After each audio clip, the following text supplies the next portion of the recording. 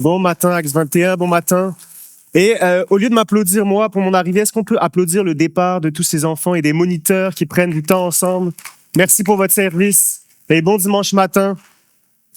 Et je suis très content d'être avec vous ce matin parce que on est encore en janvier. Ça me donne le droit, et aussi parce qu'on ne s'est pas tous croisés encore, ça me donne le droit de commencer ce temps par te souhaiter et te présenter mes vœux pour cette nouvelle année.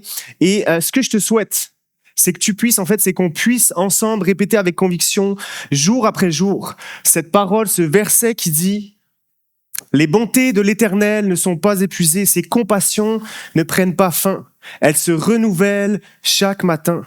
Que ta fidélité est grande. » Alors, simplement, au lieu de les lire tout seul, je veux qu'on puisse prendre le temps de les déclarer ensemble comme une vérité pour l'année qui s'en vient. Alors, on lit ensemble.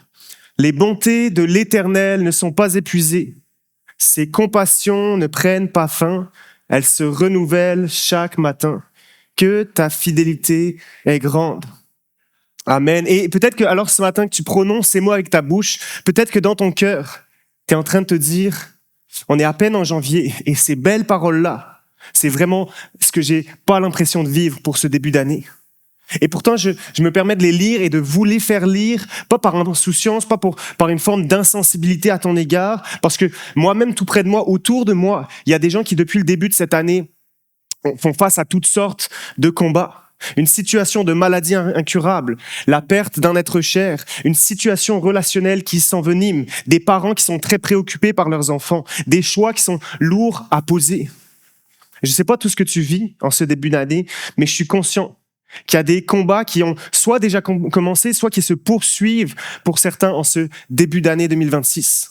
Mais ce que j'aime avec ces paroles, avec ce verset, c'est qu'il a été écrit dans un contexte très précis. En fait, l'auteur, le prophète Jérémie, va écrire ces quelques mots alors qu'il traversait la plus grande, terrible épreuve de sa vie. Jérémie écrit ces quelques mots au milieu d'une tempête sans nom, sans précédent, mais il avait conscience de deux choses.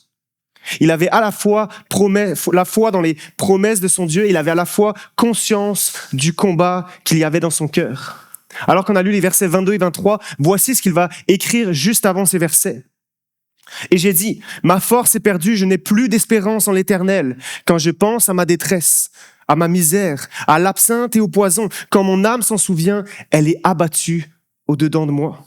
Mais voici ce que je veux repasser dans mon cœur, ce qui me donnera de l'espérance. Les bontés de l'Éternel ne sont pas épuisées, ses compassions ne prennent pas fin.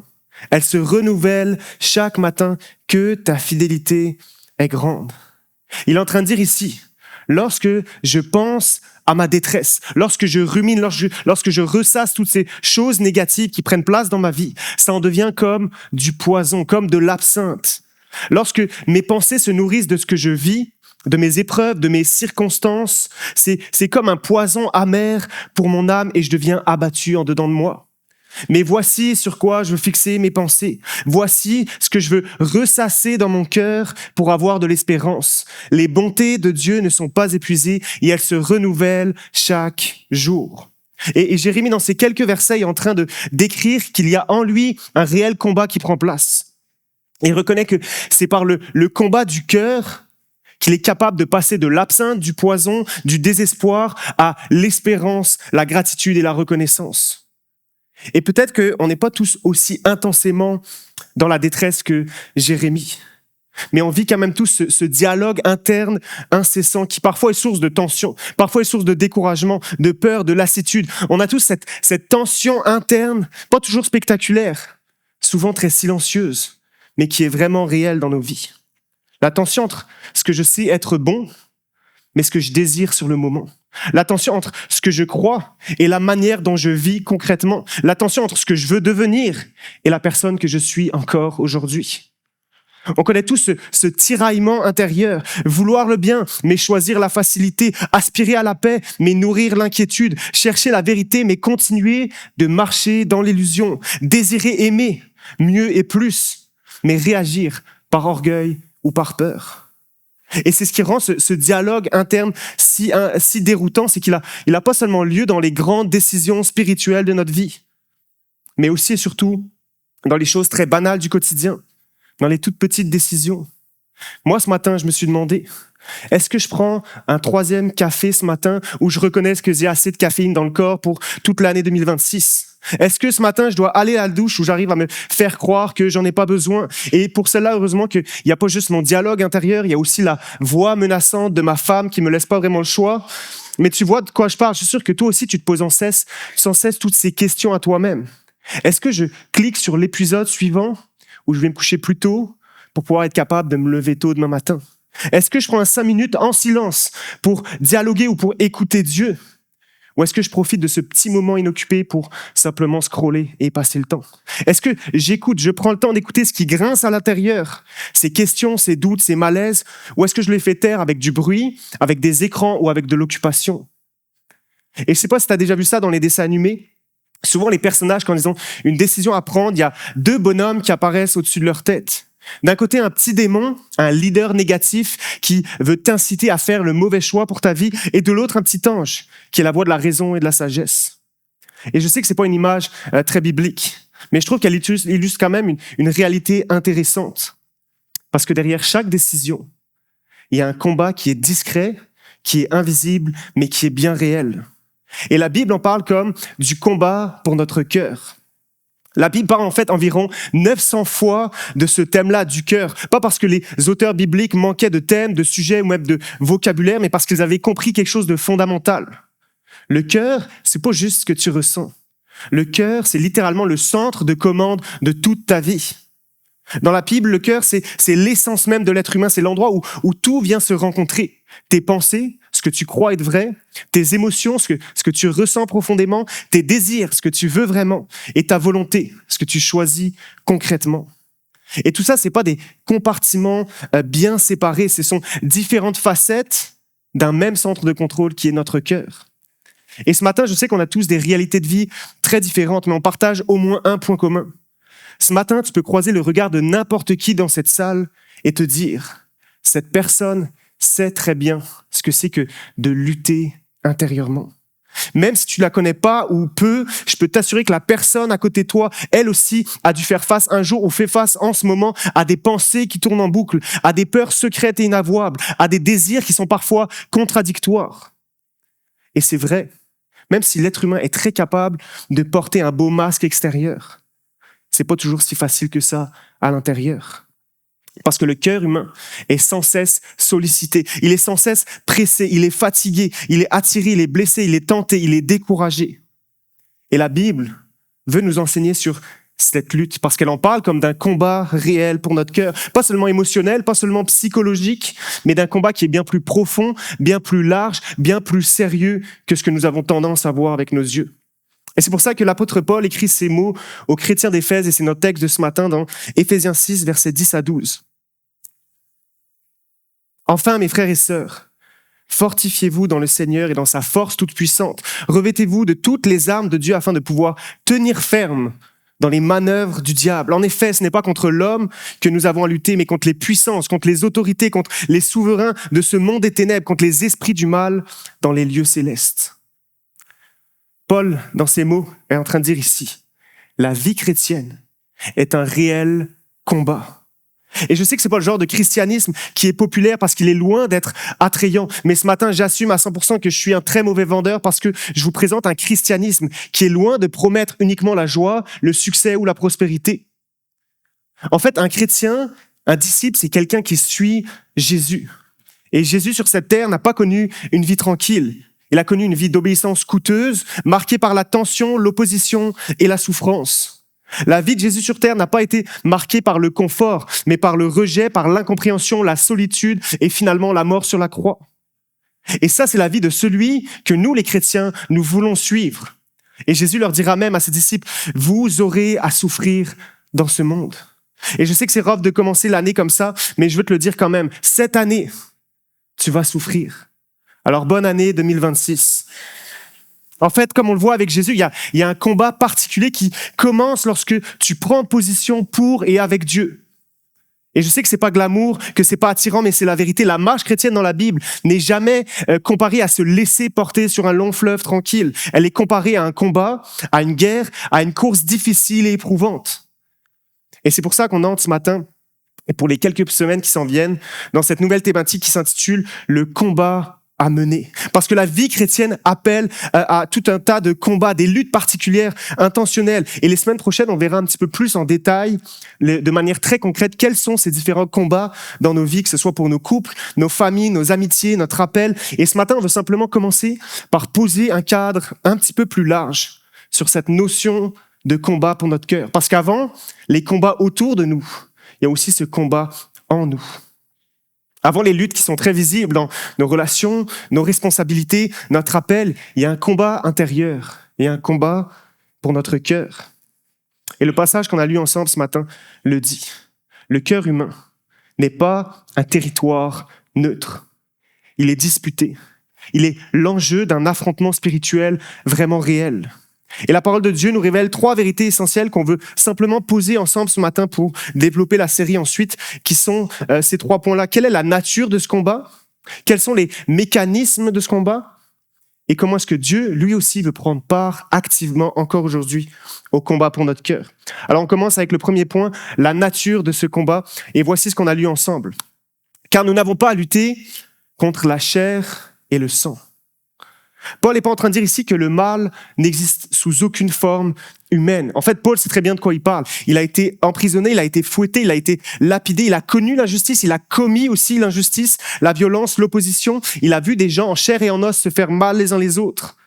Donc il nie pas que le mal puisse parfois prendre des visages humains, des formes très concrètes et observables.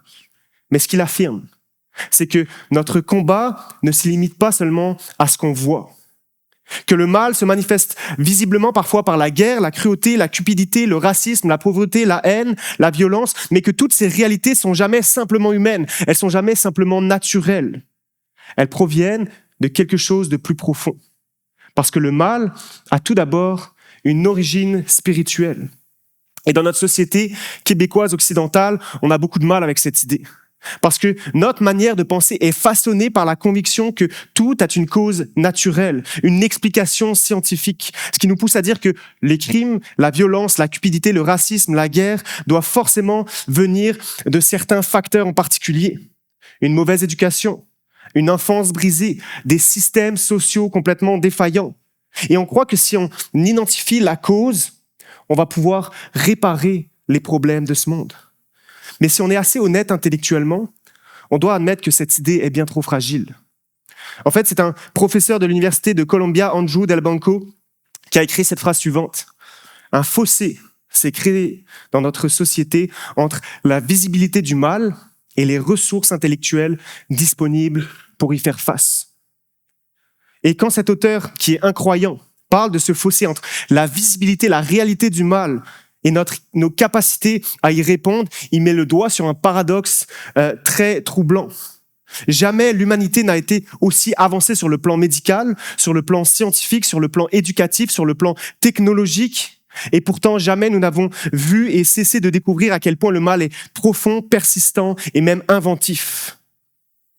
Et ce qui est intéressant, c'est que toutes les idéologies qui se sont succédées les unes aux autres ont tous promis qu'en corrigeant la bonne variable, le mal finirait tranquillement par reculer. Mais aucune idéologie n'a tenu cette promesse. L'humanisme au XVe siècle disait « plus d'éducation, plus de culture, plus de savoir, et le mal finira par s'estomper ». Le marxisme au Xe siècle disait « redistribuons toutes les richesses, changeons les structures, et la société ira enfin mieux ». Aujourd'hui, la psychologie moderne nous dit « guérissons les traumatismes, expliquons les comportements et le mal sera compris et contenu ». Et le point commun de toutes ces approches-là, c'est non seulement qu'aucune n'a réussi à régler réellement le problème, mais surtout qu'elle refuse de nommer le mal. Elle le requalifie, elle le déplace, parfois elle le dilue, mais le mal est simplement un dysfonctionnement, une pathologie, une erreur de système, un manque de ressources, un retard de développement. Et bien sûr, tous ces facteurs existent pour de vrai. Ils jouent un rôle réel, mais ils vont jamais jusqu'au bout de la question du mal. Parce qu'à force de chercher simplement une cause extérieure, on finit par éviter la possibilité la plus dérangeante. Le mal n'est peut-être pas seulement autour de nous, mais il est aussi en nous. Et la Bible vient combler ce fossé. La Bible vient répondre à cette grande question parce qu'elle explique en profondeur la provenance du mal, non seulement dans le monde autour de nous, mais aussi dans notre vie personnelle.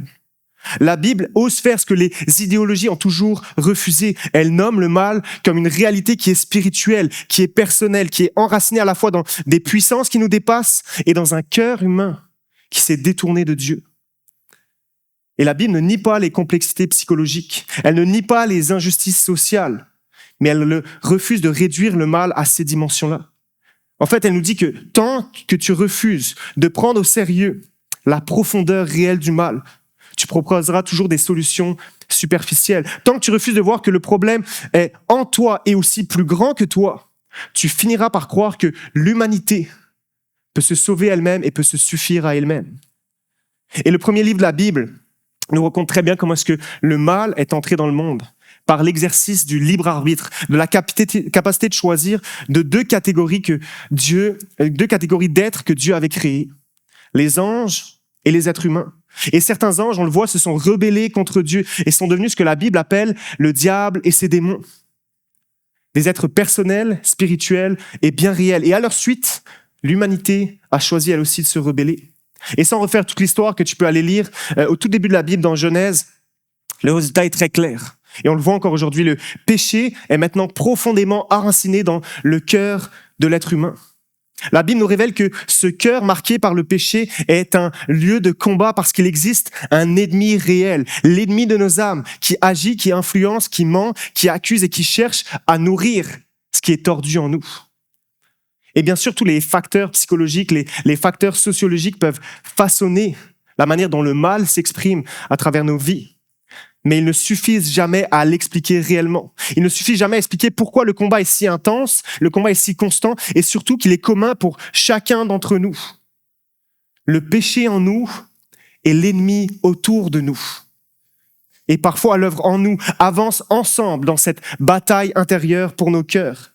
Et voilà pourquoi Paul dit « Nous ne luttons pas seulement contre la chair et le sang. » Il parle d'une lutte qui se joue au niveau spirituel. Il y a réellement une guerre spirituelle autour de nous, mais aussi en nous. Et le cœur humain est l'un des principaux champs de bataille de cette guerre.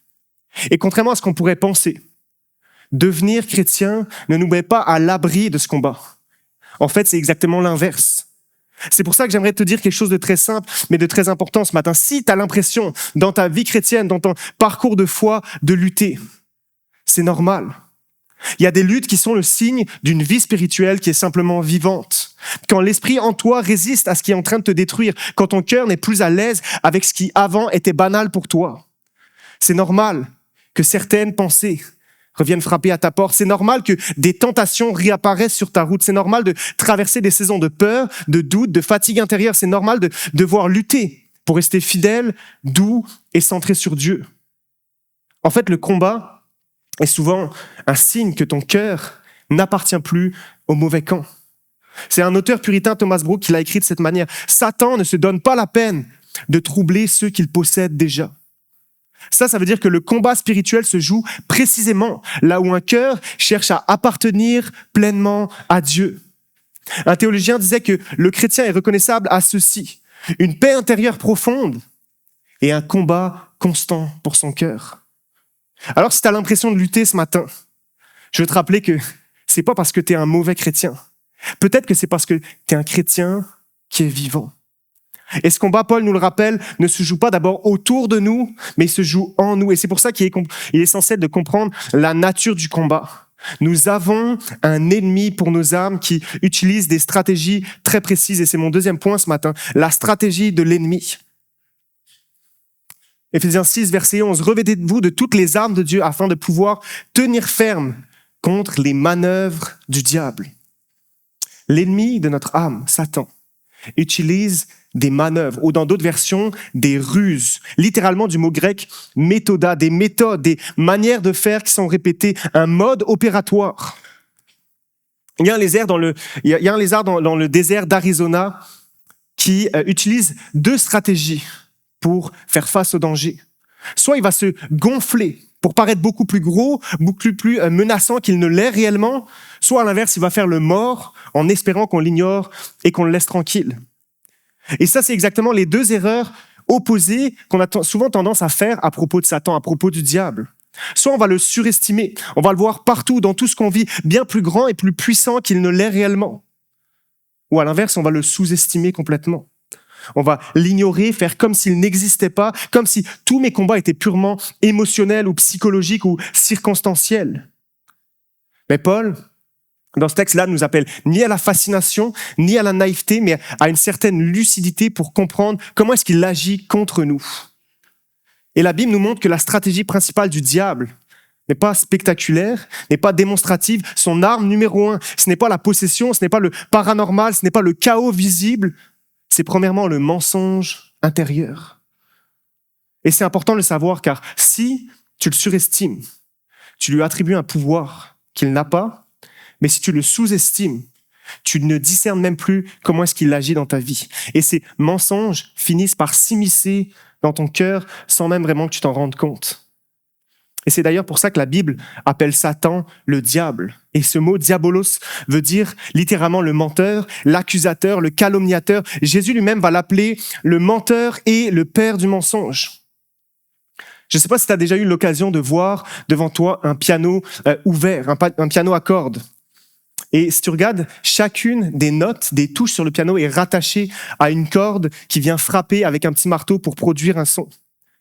Et ce qui est intéressant, c'est que lorsque tu te tiens à côté du piano, sans même toucher à aucune touche, sans même toucher au piano, si tu chantes une note précise, la corde du piano qui lui correspond va se mettre à vibrer, toute seule.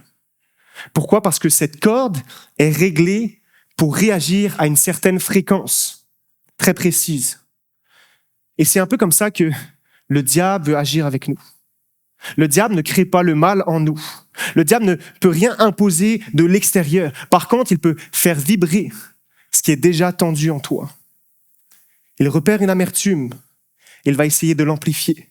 Il trouve un petit peu d'orgueil et il va le nourrir. Il va détecter une culpabilité et il va l'augmenter. Il va toucher une peur sensible et il va la faire vibrer jusqu'à ce qu'elle prenne toute la place.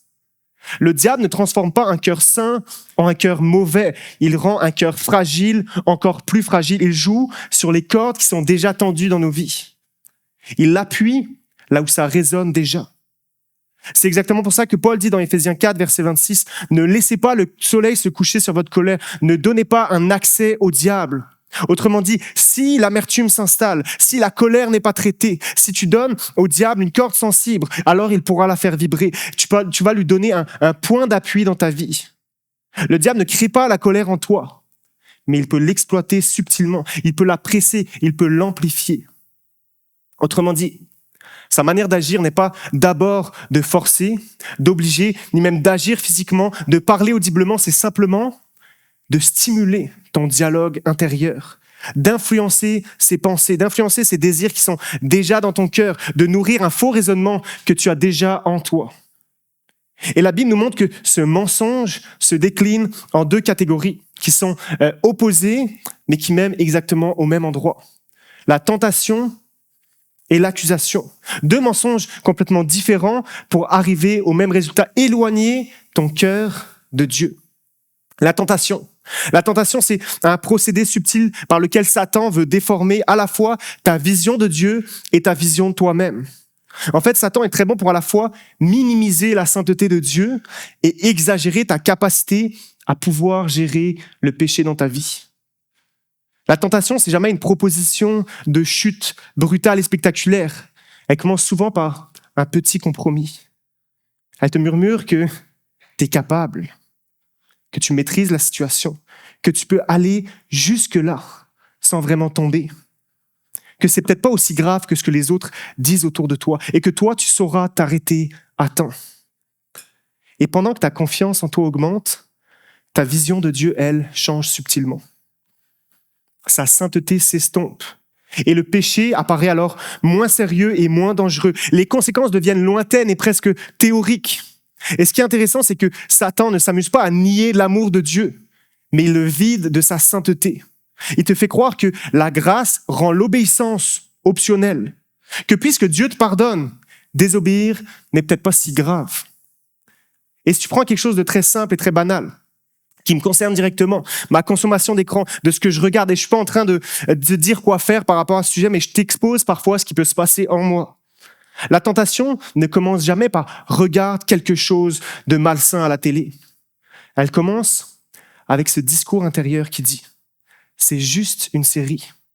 Tout le monde autour de toi la regarde. C'est pas comme si c'était grave. Puis honnêtement, t'es fatigué. T'en as besoin pour décrocher, t'as travaillé fort. Tu peux te mettre sur off et simplement regarder ça. Puis le raisonnement continue tranquillement. De toute façon, je sais ce qui est bien et ce qui ne l'est pas. Je suis capable de trier, je suis capable de faire la différence. Je peux m'arrêter quand je veux. Je peux même passer certains bouts si ces images ou ce passage sont pas corrects. Et d'un coup, non seulement je me crois beaucoup plus lucide et maître de moi-même, mais aussi je diminue la sainteté de Dieu parce que Jésus, lui, a été clair. Il a parlé du compromis de ce que je regarde avec mes yeux en disant « Si ton œil te fait chuter, arrache-le et jette-le loin de toi. » Et quand je dis ça, je me retrouve, et peut-être on se retrouve, à penser les mêmes paroles que Satan a prononcées envers Ève et qui dit « Dieu a-t-il vraiment dit ça ?» Et on se convainc que ces paroles de Jésus, elles ont un contexte très précis et qu'elles ne s'appliquent pas tout à fait dans ma situation. Et peut-être que chez toi, ça s'exprime complètement autrement et dans d'autres domaines. Mais je suis sûr que je ne suis pas le seul qui s'est déjà dit « Je ne suis pas avare, je ne suis pas cupide, je suis juste prudent et prévoyant avec mon argent. » Je suis sûr que je ne suis pas le seul à s'être déjà comparé en disant « De toute façon, tout le monde fait ça. Personne n'est parfait. » Je suis sûr que je ne suis pas le seul à avoir pensé. C'est juste une petite exagération. Ce n'est pas vraiment un mensonge. Cette relation, en ce moment, me fait du bien, même si elle n'est pas tout à fait claire. Je sais que ce n'est pas idéal de fonctionner comme ça dans cette situation, mais c'est juste temporaire. Je suis sûr que je ne suis pas le seul à avoir déjà justifié mes compromis par la souffrance. Après tout ce que j'ai vécu, j'ai bien le droit de faire ça. La tentation t'a peut-être déjà dit « c'est juste pour décrocher ». T'es fatigué, t'as besoin de te vider la tête. La tentation t'a peut-être déjà murmuré « c'est juste de l'honnêteté, pas de la médisance ». La tentation t'a peut-être déjà justifié « tout le monde autour de toi fait ça ». Et si toi, tu le fais pas, tu vas être désavantagé. Et toutes ces idées mises ensemble ne ressemblent pas vraiment à une rébellion contre Dieu. Elles ressemblent plutôt à de la logique, à de la nuance, à du bon sens. Et c'est exactement comme ça que la tentation veut fonctionner. Jamais en criant, jamais en convainquant spectaculairement, mais en s'immisçant tranquillement dans le combat pour notre cœur. Parce que le mensonge central de la tentation est très simple. Tu peux désobéir sans perdre la foi. Tu peux désobéir légèrement sans vraiment perdre ta relation avec Dieu. Et c'est précisément là où se joue le combat pour ton cœur. Parce que l'enjeu de la tentation, c'est jamais seulement ce que tu fais sur l'instant, c'est ce que ton cœur commence à développer puis à aimer. C'est ce à quoi ton cœur commence tranquillement à s'attacher. Parce que chaque compromis qui est accepté, même tout petit, déplace doucement le centre de ton cœur. Tu ne rejettes pas Dieu, tu ne renies pas ta foi, mais tu commences à faire de la place à autre chose dans ta vie. Et sans t'en rendre compte, ton cœur apprend à dire « Dieu est tellement important pour moi, mais pas ici, pas dans ce domaine. Dieu a un mot à dire sur toute ma vie, mais juste pas maintenant, juste pas sur ce sujet. » Et ça, c'est le combat de notre cœur par les tentations. Et les tentations qui minimisent la sainteté de Dieu et surestiment ce qu'on croit de nous-mêmes. Deuxièmement, l'accusation, c'est une autre forme de mensonge qui, cette fois-ci, au lieu de t'élever, d'exagérer tes capacités, vient t'écraser. Dans l'accusation, ta vision de toi-même commence à s'assombrir et tu te dis parfois même inconsciemment à l'intérieur « je suis vraiment pas assez bon ». J'y arriverai assez, je suis irrécupérable. Après tout ce que j'ai fait, Dieu doit être déçu de moi. Et pendant que ton regard est fixé et devient de plus en plus dur sur toi-même, ta vision de Dieu se déforme elle aussi. Parce que dans la tentation, Satan minimise la sainteté de Dieu, mais dans l'accusation, il la désarme au point où Dieu te paraît sévère, ou te paraît exigeant et lointain. Sa sainteté n'est plus quelque chose qui va t'attirer à lui, mais au contraire, qui va t'écraser. Et Satan se plaît à te faire croire que Dieu est déçu de toi, que Dieu est fatigué de te voir aller, qu'il est constamment lassé par tes mêmes habitudes, tes mêmes péchés. Et peut-être que comme moi, tu t'es déjà dit, un bon chrétien ne passerait pas par ces moments-là, n'aurait pas ces désirs, n'aurait pas ces pensées. Si j'aimais vraiment Dieu, je ne lutterais pas autant dans ma vie. Tous les autres autour de moi ont l'air d'y arriver.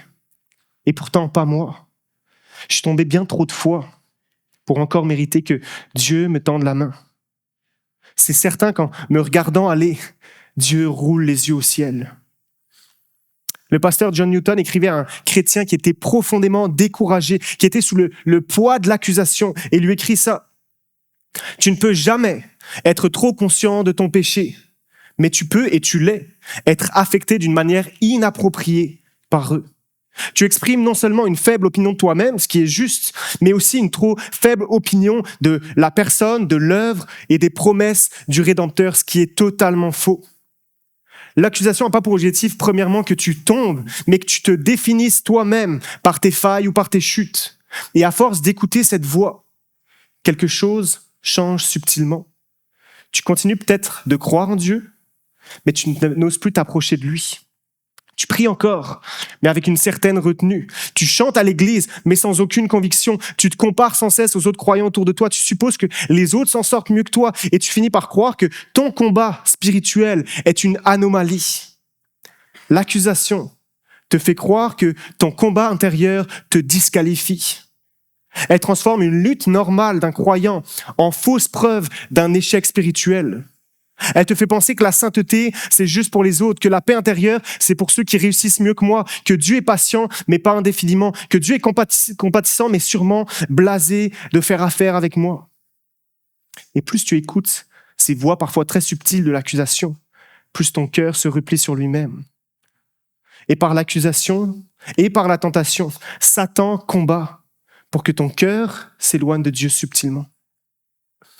Et alors que je vais inviter les musiciens à me rejoindre et que je sais que ce message de ce matin, c'est loin d'être un sujet très léger. En fait, ça peut paraître même lourd, mais si j'en parle ce matin, c'est pas pour nous effrayer, au contraire, c'est pour nous éclairer.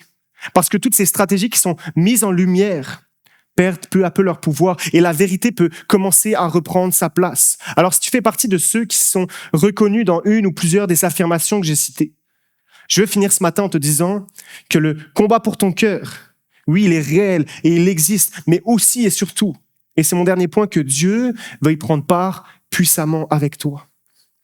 En fait, ce matin, si je t'ai parlé de l'ennemi et des stratégies, c'était pas simplement pour te laisser avec un encouragement.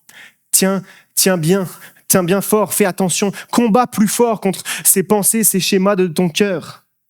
Et d'ailleurs, c'est intéressant parce que dans la suite d'Éphésiens 6, Paul n'écrit jamais « combattez ». Voici ce qu'il écrit.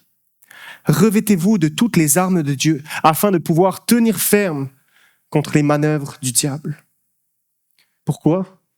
Parce que le combat pour notre cœur est décisif, mais n'est pas le nôtre. Nous ne sommes pas appelés à gagner une bataille, nous sommes appelés à tenir ferme dans une victoire qui a déjà été acquise. Ce texte nous appelle pas à produire une force que nous n'avons pas, mais à nous appuyer sur ce que Dieu a déjà accompli. C'est pour ça que ce passage commence au verset 10 comme ceci. « Enfin, mes frères et sœurs, fortifiez-vous dans le Seigneur et dans sa force toute puissante. » Le chrétien n'est pas quelqu'un qui tient debout parce qu'il se bat plus fort, parce qu'il se bat mieux que les autres, mais parce qu'il sait, il a conscience que Dieu a déjà combattu pour lui. Et si tu veux savoir où et comment il a combattu pour ton cœur, il faut retourner à la personne et l'œuvre de Jésus, parce que voici ce que la Bible dit à propos de Jésus. Dans Colossiens 2, il est écrit « Il a ainsi dépouillé les dominations et les autorités et les a données publiquement en spectacle, en triomphant d'elles par la croix. » Ça veut dire, la croix a été le lieu ultime du combat pour ton cœur. Et ce qui semblait sur la croix être une défaite était en réalité un triomphe. Parce qu'à la croix, Jésus a remporté la victoire. Et c'est précisément pour ça que l'évangile, c'est la meilleure réponse au combat pour notre cœur. L'évangile, c'est pas juste un beau concept théologique, philosophique qui flotte au-dessus de nous autres. C'est une vérité qui veut descendre dans notre vie, qui veut descendre dans le combat de notre cœur, lorsqu'on est tenté, lorsqu'on est accusé. Parce que face à la tentation, face à ce murmure qui te dit que c'est pas si grave, que tu contrôles, que ça ne peut pas tant te faire de mal que ça, la croix vient interrompre ce discours pour te dire, si Jésus a dû mourir, si le Fils de Dieu lui-même a dû porter cette souffrance, c'est que le péché a cette capacité à te détruire réellement. La croix vient enlever le vernis au péché. Elle vient montrer son sérieux, sa dangerosité et ses conséquences dans ta vie. Et quand tu vois le coup, quand tu réalises que ce compromis que tu as banalisé dans ta vie a littéralement cloué le Fils de Dieu sur une croix, le péché commence à perdre son attrait. Et non seulement le péché devient moins attirant, mais ce Jésus-là qui a tout donné pour toi devient de plus en plus désirable. Parce que la croix ne fait pas juste révéler la laideur du péché, elle révèle aussi et surtout la beauté de Christ. Ce qui te faisait courir après le compromis commence à perdre sa force lorsque ton cœur découvre quelqu'un de plus grand, de plus vrai et surtout de plus aimable. L'évangile ne vient pas supprimer tous tes désirs. Elle vient remplacer progressivement ces désirs inférieurs par une affection plus profonde, plus solide, plus belle pour la personne de Jésus lui-même. Là où l'accusation avait tendance à te fixer sur tes chutes, sur tes incapacités, à essayer de t'écraser en te disant « tu devrais être meilleur, tu devrais être rendu beaucoup plus loin, t'es encore tombé, regarde ce dont t'es capable ». La croix vient interrompre ce discours intérieur pour te rappeler que si Jésus a porté la honte, si le Fils de Dieu a accepté d'être accusé, rejeté, exposé à ta place, c'est pas parce que tu étais irrécupérable, c'est parce que tu étais infiniment précieux à ses yeux. Et quand tu regardes la croix, quand tu réalises que Jésus a non seulement porté ton péché, mais aussi ta culpabilité, aussi ta honte, le passé que tu ne peux plus récupérer, l'accusation commence à perdre son pouvoir. Et non seulement elle devient moins écrasante, mais ce Jésus-là devient de plus en plus rassurant. Parce que la croix ne dit pas seulement « t'as été pardonné », elle te dit aussi « tu es voulu ». Tu es accepté dans ma présence. Tu es aimé infiniment par le Père. C'est à la croix qu'on peut découvrir que Jésus est bien plus fidèle que notre inconstance. C'est à la croix qu'on peut voir que Jésus est bien plus fort que toutes nos hontes. C'est à la croix qu'on voit que Jésus est bien plus solide que nos échecs. Et l'accusation est réduite au silence. Et c'est pour ça que Paul est capable d'écrire dans Romains 8, verset 1. Il n'y a maintenant aucune condamnation pour ceux qui sont en Christ Jésus. Aucune condamnation. Maintenant, aucune condamnation. Ça, c'est vrai pas juste après une bonne semaine, ça, c'est vrai pas juste quand tout va bien, quand tu auras enfin réglé ce problème dans ta vie. Voici comment Paul continue. Qui accusera les élus de Dieu? C'est Dieu qui justifie. Qui les condamnera? Christ est mort, bien plus, il est ressuscité, il est à la droite de Dieu et il intercède pour nous. Autrement dit, les voix qui t'accusent n'ont plus aucune autorité parce que Jésus a donné sa vie pour toi et il est maintenant celui qui te défend auprès du Père. Et je finis avec ça. Mais sache que Jésus et son œuvre ont une réponse, quel que soit le combat intérieur qui prend place dans ta vie ce matin. Pour ces tensions qui t'ont poursuivi sans cesse cette semaine, pour ces pensées qui viennent te tracasser parfois au milieu de la nuit, pour ces luttes que tu gardes secrètes le plus possible, Jésus veut rappeler à ton cœur brisé qu'il ne lui fait pas peur et qu'à la croix, il a gagné le combat une fois pour toutes pour ton cœur. Et ce qui est intéressant, c'est que au tout début de son ministère, Jésus entre dans une synagogue, il ouvre un rouleau des Écritures et il lit devant tous ce passage du prophète Ésaïe. « L'Esprit du Seigneur est sur moi, parce qu'il m'a consacré par onction pour annoncer la bonne nouvelle aux pauvres. Il m'a envoyé pour guérir ceux qui ont le cœur brisé. » Ensuite, il roula le livre, le remit aux serviteurs et s'assit. Tous ceux qui se trouvaient dans la synagogue avaient les regards fixés sur lui. Alors il commença à leur dire, « Aujourd'hui même, cette parole de l'Écriture que vous venez d'entendre est accomplie. » Je ne sais pas qui a besoin de l'entendre ce matin, mais sache que Jésus dit, « Dieu m'a envoyé pour guérir ton cœur brisé. » Sache que Jésus dit encore ce matin, je suis venu rejoindre cet endroit, rejoindre cette terre, venir marcher avec les hommes. Je suis passé sur la croix, j'ai passé à travers toutes les souffrances humaines, simplement pour que tu saches que je suis là pour ton cœur brisé. Je suis là pour venir rejoindre ces zones d'ombre, ces endroits que tu gardes cachés aux yeux de tous. Je suis venu pour ça. Et sache qu'un cœur brisé, c'est pas simplement un cœur qui pleure. C'est parfois un cœur qui fonctionne très bien, qui sourit en public, mais qui intérieurement est épuisé, qui intérieurement est lourd, qui est anxieux, qui est endurci. Jésus n'est pas venu vers des cœurs qui sont réglés, qui sont solides, qui sont impeccables et propres. Jésus est venu pour des cœurs brisés par une relation passée qui a laissé des traces. Il est venu pour des cœurs qui sont fatigués de toujours devoir tenir bon. Il est venu pour des cœurs qui sont en lutte avec les mêmes schémas de pensée qui reviennent. Il est venu pour des cœurs qui sont divisés, qui sont tiraillés entre ce qu'ils savent être vrai et ce qu'ils ressentent ou ce qu'ils font pour de vrai. Il est venu pour des cœurs qui sont alourdis par le poids de la honte ou de la culpabilité. Il est venu pour des cœurs qui sont endurcis à force de devoir se protéger. Il est venu pour des cœurs qui sont envahis par l'anxiété, par la peur, par l'insécurité. Il est venu pour des cœurs qui sont agités, qui choisissent le divertissement, le travail pour ne pas devoir affronter la réalité. Jésus dit, j'ai été envoyé pour guérir ton cœur brisé. Ça, c'est le combat de Jésus pour ton cœur. Alors à toi qui peux dire exactement comme moi, ça c'est moi. J'ai un cœur brisé. J'ai un cœur parfois dur et orgueilleux. J'ai un cœur qui est égocentrique. J'ai des désirs déréglés dans ma vie. J'ai des zones d'ombre que je n'arrive pas à discipliner tout seul. Jésus répond, je veux venir guérir ton cœur. Et face à ça, on a un choix. Peut-être que tu connais ce fameux verset dans Jean 3,16 qui dit « En effet, Dieu a tant aimé le monde qu'il a donné son Fils unique afin que quiconque croit en lui ne périsse pas, mais qu'il ait la vie éternelle. » Et nous, quand on entend ce verbe « croire », on pense souvent à tous ceux qui sont d'accord intellectuellement, tous ceux qui adhèrent à cette doctrine, tous ceux qui reconnaissent quelque chose de vrai. Mais le mot « croire » ici, tel qu'il a été compris pendant des siècles de tradition chrétienne, va beaucoup plus loin. En fait, le mot qui, en latin, est utilisé pour venir traduire « croire » aujourd'hui, c'est « credere ».